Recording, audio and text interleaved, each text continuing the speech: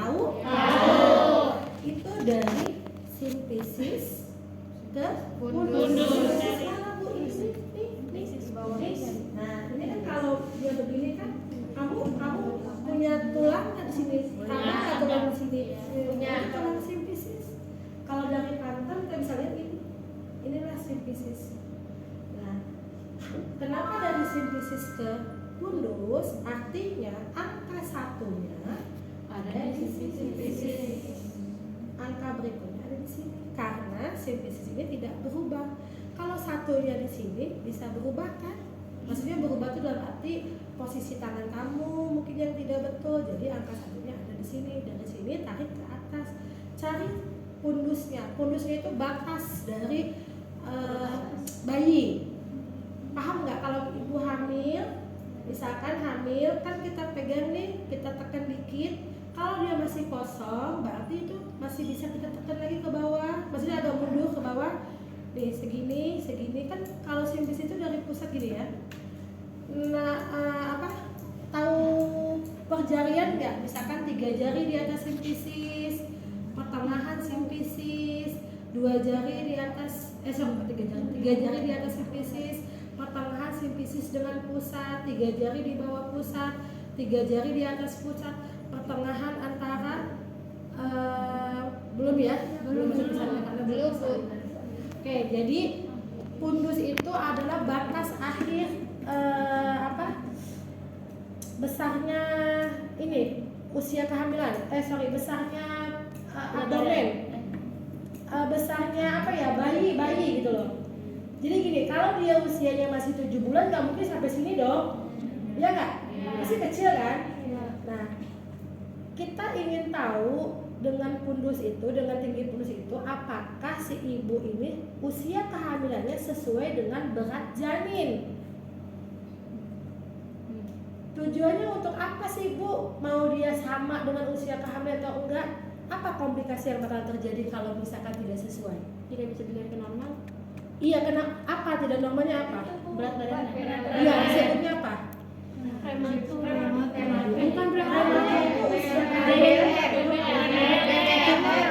Bukan PJT, pertumbuhan janin terhambat, alias berat badan janinnya tidak sesuai dengan usia kehamilan.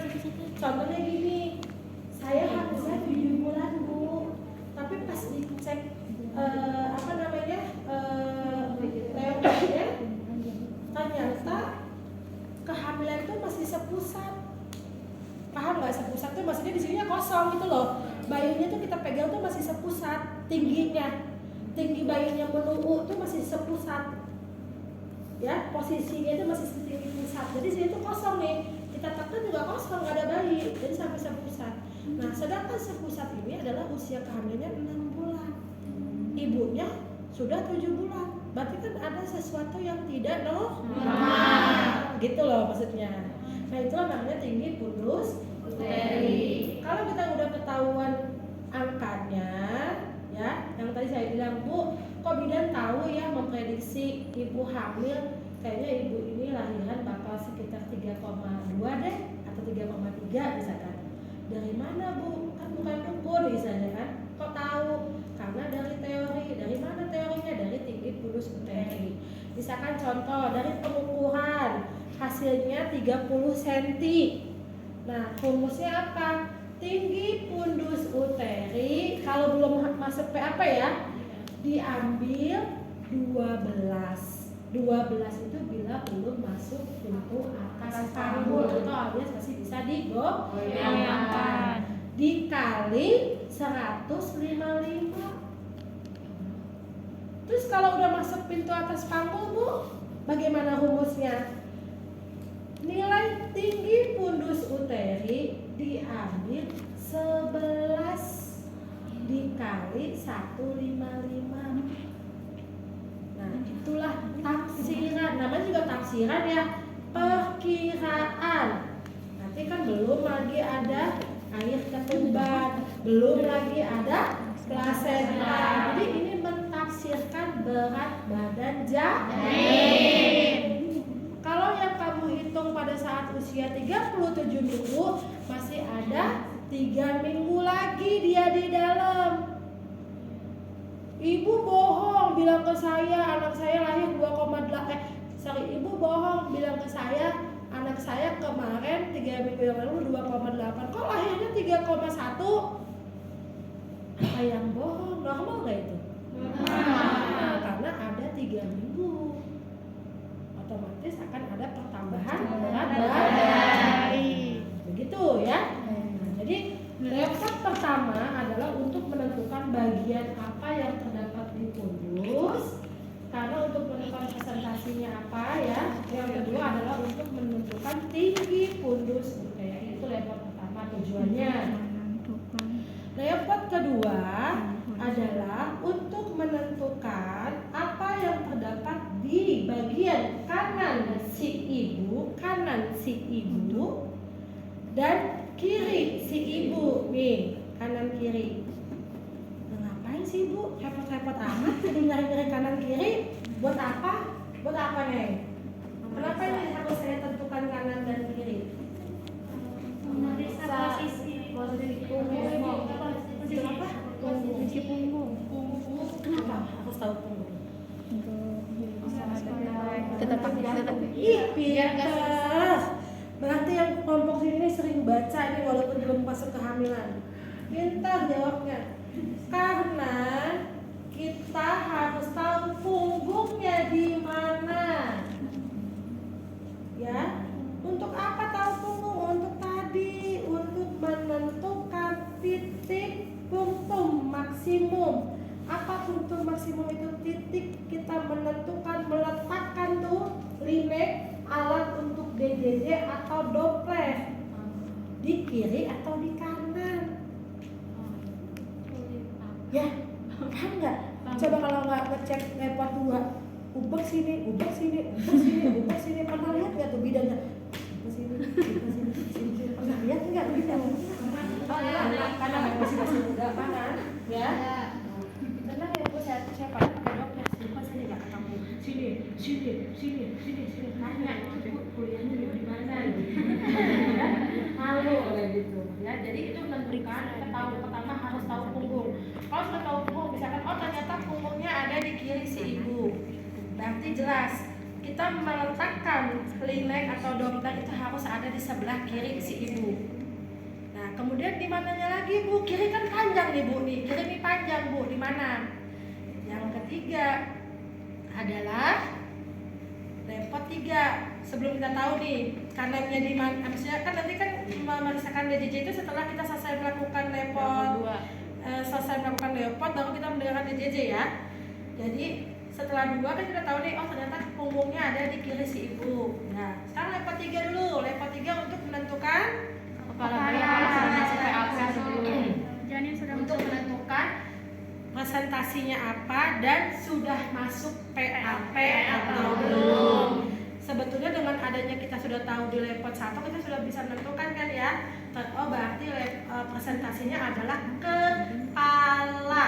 Kalau repot 1-nya di sini kepala, otomatis presentasinya adalah bokong. Kalau repot 1-nya ini adalah ekstremitas tahu?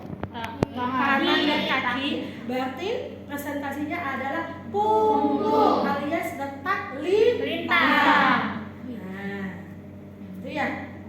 Makin rumit kan naik tingkat ya. Belum nanti APN tuh sama Bu Herlina nanti. Ya. Dari dasar ya biar kalian paham dulu.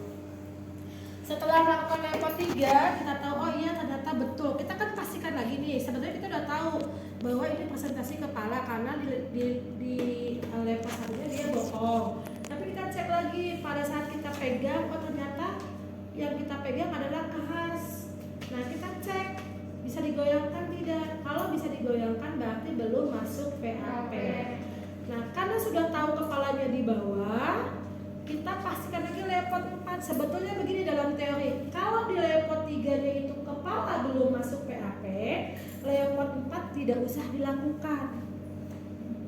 Kenapa? Karena tujuan repot 4 apa? Untuk masuk PAP. Salah, ayo yang apa lagi? Ayo, repot 4 tujuannya apa? Menentukan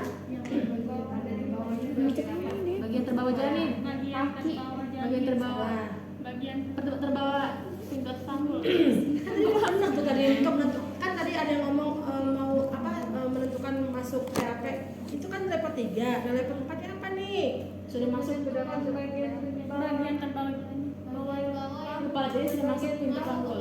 menentukan seberapa jauh bagian yang sudah masuk. Jadi kalau level 3-nya belum masuk, ngapain level 4 diperiksa ya nggak sih? Iya. Karena tujuannya kan level 4 itu kayak contoh gini deh, level 3 masuk apa enggak ya ke pintu ibaratnya gitu kan. Kalau udah masuk, oh iya masuk. Berarti level 4-nya udah berapa bagian yang dia masuk pintunya, gitu. Ya nggak sih? Nah, jadi level 4 itu adalah menentukan seberapa jauh kepala sudah masuk PAP. Nah itu dengan perlimaan, ya perlimaan tangan. Makanya Bu Bidan tangannya harus sudah punya mata. Kalau lepot bagian luar, kalau nanti persalinan bagian dalam nih. Kita tahu pembukaan 1, 2 sampai 10, ketuban utuh. Ini pakai ini nggak ada, kita nengok ke dalam. Ya, makanya ini tangan ini aset harus dijaga. Oke. Nah, kalau misalkan tadi ya tidak masuk, berarti kita tidak usah melakukan lepot 4. Tapi kalau masuk wajib melakukan lepot 4. Nanti caranya akan Ibu peragakan ya. Nah, setelah itu tadi setelah selesai melakukan lepot ya baik sampai 1 sampai 4 atau 1 sampai 3 tergantung hasil, baru kita mendengarkan DJJ. Nah, Bu, zaman sekarang kan sudah zaman digital ya, semua alat-alat sudah pada digital, apa pakai manual, betul. Tapi kalau seandainya kalian ditugaskan di desa yang mungkin listrik tidak ada, alat hanya ada 1 di Vaskes rujukan, di kalian tidak ada, masa iya mau nunggu atau mau ke Vaskes yang jauh, kan nggak mungkin keburu meninggal kalau terjadi apa-apa. Tetap harus bisa, yaitu dengan menggunakan ringnet, mendengarkan denyut jantung bayi. Kami sayang. Kan di mana-mana perut ibunya, ya. Kalau bidanya, kalau seandainya masih mengantar saudara atau apa berkunjung, ibunya bidan ya. Nah, dia mungkin udah jago karena sering mendengarkan ibunya. Jadi ada yang memang entah mahasiswa, entah bidan baru mungkin itu kan lupa atau bagaimana, ada yang begini ini namanya dia nggak percaya dengan hasil pemeriksaannya. Bukan berarti dia nggak tahu teori. Kadang-kadang ada yang tidak merasa percaya diri dengan hasil pemeriksaannya. Tidak percaya diri itu maksudnya gini, ini benar nggak sih punggung gitu kan? Ini benar nggak sih? Ini benar nggak sih kepala? Karena apa? Karena tadi jam terbang atau skillnya tidak dilatih gitu loh, tidak dipegang kayak kan. Kalau itu kan harusnya kita selalu berlatih, selalu memegang ya. Nah kalau sudah tahu, sudah pasti kita yakin dengan hasil pemeriksaan kita, ternyata punggung ada di sebelah kiri. Nah punggung di sebelah kiri itu di mana kita letakkan ini. Nah dalam teorinya ada PM atau punktum maksimum. Punktum maksimum itu titik di mana kita mendengarkan DJJ. Kalaupun berubah tidak terlalu jauh. Misalkan contoh di sini punktumnya. Kalaupun berubah paling bergeser begini. Nih, bergesernya paling begini. Bergeser begini. Ini kan untuk mencari kejelasan dari DJJ. Tapi kalau bergesernya begini, nah berarti itu perlu ditanyakan apakah dia percaya dengan hasil pemeriksaannya atau dia sesuai dengan hasil pemeriksaannya sehingga dia tidak percaya sampai berubah begini. Gitu loh. Kalau berubahnya jauh kan wah, masa iya berubah? Masa iya udah hamil, kecuali kalau hamil kecil mungkin, tapi kan hamil kecil juga tidak mungkin signifikan dia langsung bisa muntah pada saat itu gitu loh ya. Nah gitu. Nah kemudian di mana Bu? Di mana? Nah pertama kita sudah tahu presentasinya adalah kepala. Presentasi itu adalah yang di bawah, ya. Kalau di bawahnya kepala ya kepala, kalau di bawahnya bokong ya berarti presentasi bokong. Nah kalau seandainya dia kepala pertama, ya dia sudah masuk PAP atau belum? Kepalanya posisinya di bawah, berarti ini kan pusat nih, ini pusat. Kalau dia kepalanya di bawah, bikinnya 3 jari Di atas. 3 jari di bawah pusat sebelah kiri. Nih, pakai tangan kiri, 3 jari, ini kan ini jari, 3 jari sebelah, 3 jari di bawah pusat, tapi miring ke sebelah kiri. Simpan sini. Nih, nih. Ini kalau kepala di bawah. Orang dia sungsang gitu kan, bokong ini gimana? Sebelah mana punggungnya tetap? Punggung tetap kita harus tahu. Kalau dia ada bokong, tadi kalau dia kan di bawah pusat, kan pertama nih ya, nih, ini kan gini, kan ini lurus nih ya, miringin ke kiri. Iya kan punggungnya sebelah kiri, sini punktum maksimumnya. Panasnya gimana ya supaya kelihatan kan? Nah, gini kan. Pertama karena kita simpan dulu ini, mana sih pusatnya? Nih, ini kan gini ya. Ini pusat nih, nih. Ini pusat. Ini ke kiri. Tapi ini jangan sampai berubah posisi. Simpan sini. Ini namanya punktum maksimum. Kalaupun dia tidak jelas, paling kita geser dikit-dikit saja untuk mencari suara yang jelas. Nah, suara DJJ yang jelas itu kayak gimana Bu? Kayak itu kuda, nah, duk. Tapi kalau yang bising usus, pernah dengar bising usus ya kalau kita lagi Pernah.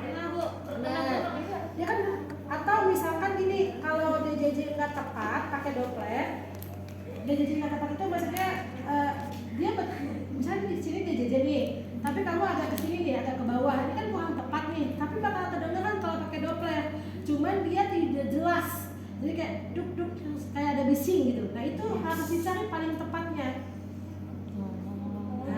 Gitu, harus dicari paling tepatnya. Kan saya bilang kalau sudah tahu punktum maksimumnya, paling kita akan geser sedikit saja sampai bising ususnya tidak terdengar, jadi hanya terdengar detak jantung janin saja. Duk. Itu bagaimana cara kita tahu bahwa janin tersebut sangat sejahtera? Sejahtera itu artinya sehat, ya. Berapa usia kehamilan? Berapa apa namanya itu? DJJ normal? 140 sampai 160.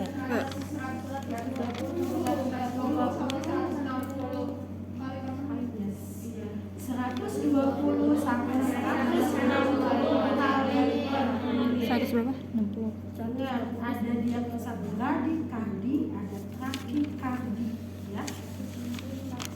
DJJ yang di bawah 120 dan DJJ yang di atas 160. Ya. Kalau dia sudah 160 Bu, gimana Bu? Nah 160 sudah harus waspada Bu bidannya.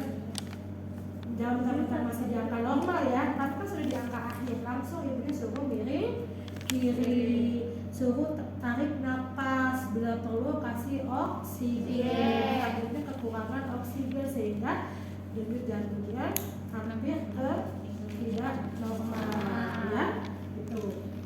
Nah itu tentukan itu. Nah kemudian kalau misalkan di atas tadi yang dia kepala di sini bokong, nah tadi sebelah mana punggungnya, kemudian 3 jari di atas pusat, miringkan ke sebelah mana punggungnya, kanan atau kiri, langsung dengarkan.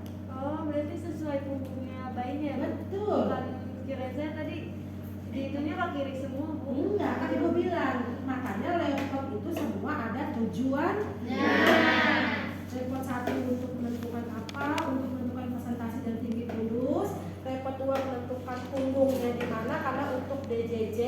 Repot 3 ini adalah untuk menentukan sudah masuk PAP atau belum. Repot 4 untuk menentukan sebagian besar berapa dalam? sebagian berapa besar bagian yang sudah masuk PAP.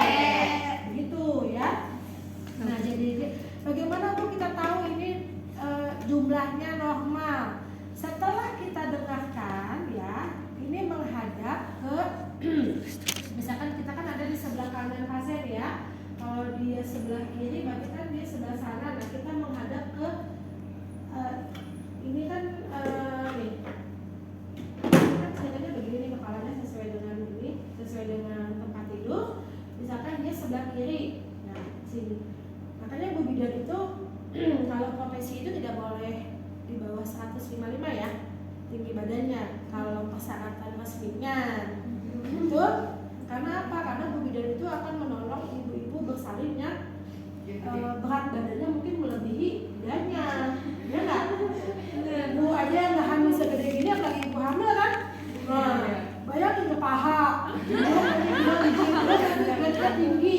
bidangnya mobil kayak Rohana. Maaf, 3 jari di bawah pusat sebelah kiri, kemudian simpan. Nah, kemudian Bu Bidan nggak boleh pakai jam tangan tidak berdetak, tidak ada detiknya, harus pakai detik, ya. Kemudian siapkan jam tangannya, kemudian kita cari dulu, kita dengarkan, ya. Makanya ini ada jengke nih, dengarkan. Nah, kalau ini kan posisi di kiri, karena kita agak jengke, ini tuh keangkat begini, tanpa kita sengaja dia keangkat begini, nggak boleh. Harus betul-betul tidak boleh terangkat, makanya mobilnya harus tinggi, gitu kan? Nah, setelah kita dengarkan, pegang denyut nadi si ibu. Kenapa nih? Kenapa? Kenapa nih? Apa ya? Itu ya biar seirama. Iya. Kenapa pada saat kita Kenapa ya? mencari DJJ kita harus memegang nadi pasien atau nadi si ibu? Kenapa? Seirama. Biar sama. Biar sama. Biar sama. Ayo, benar. Biar apa? Biar sama ibu. Biar sama. Biar tahu Dikit lagi. Masa biar sama? Kenapa? Biar Ini udah kasih clue nih, biar sama, dan kan ada sedikit salah. biar tahu detak jantungnya bayinya Bu sama nadinya itu. Betul. Sinkron. Bagaimana tahunya? Dihitung sama jam tangan kan sampai 100. Belum hitung ini, belum hitung kan kita masih cari. Kalau udah cari baru hitung. Ini masih nyari. Saat kita nyari kita pegang nadi. Nah, ini kenapa pada saat kita cari kita pegang nadi? Biar sama Ibu. Biar seirama ibu. Biar lama jadi tetap bersamaan. Iya. Cepat. Sinkron.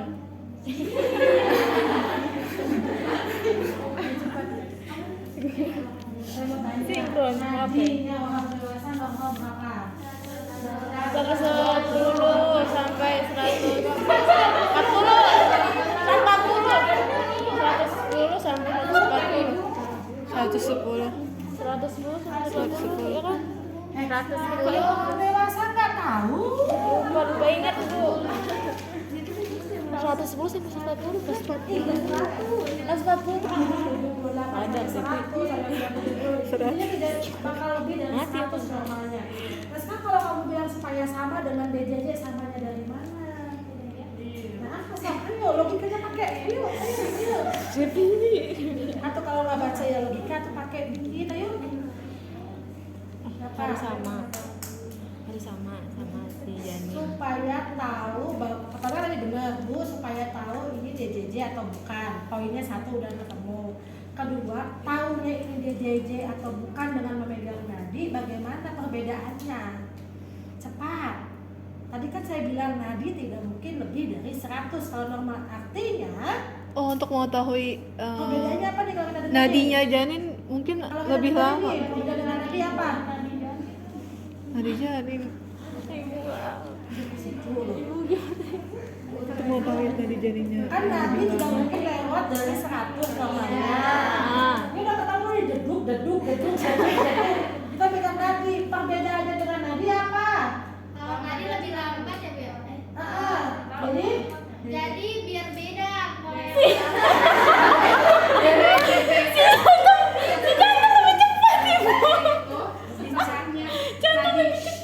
lebih cepat. Iya, lebih cepat. Biar janin, soalnya nadi janin lebih cepat dari nadi ibu. Ini ceritanya ya, ini kita udah dengerin. Kita cari, ini kan udah tahu nih tempatnya di mana. Simpan, kita dengarkan. Di dengarkan tuh ada tuh bunyinya. Pegang. Nah, ini udah ketemu bunyi dulu pertama tahapannya. Ketemu bunyi, udah ya kayaknya sepertinya bukan bising usus ya, misalkan nih. Pegang nih nadi si ibunya. Kan kalau nadi kan dipegang kan kerasa denyutannya ya. Iya. Ini iramanya. Kalau ini lebih cepat daripada nadi iramanya, berarti ini betul adalah DJJ. Adikku dibilangin nadi tidak mungkin lebih dari 100. Jadi kalau misalkan ini masih sama iramanya dengan denyut nadi, kemungkinan